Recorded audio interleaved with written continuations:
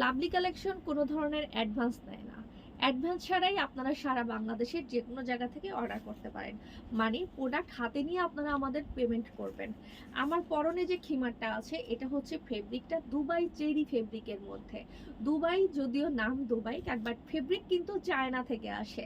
তো এই Dubai cherry ফেব্রিকটার অনেক অনেক সুন্দর সুন্দর কালার আছে। এখন তো আপনারা জাস্ট এই কালারটাই দেখছেন। খেয়াল করে দেখেন এটা কত সুন্দর, কত ঢিলা ঢালা একটা পোশাক।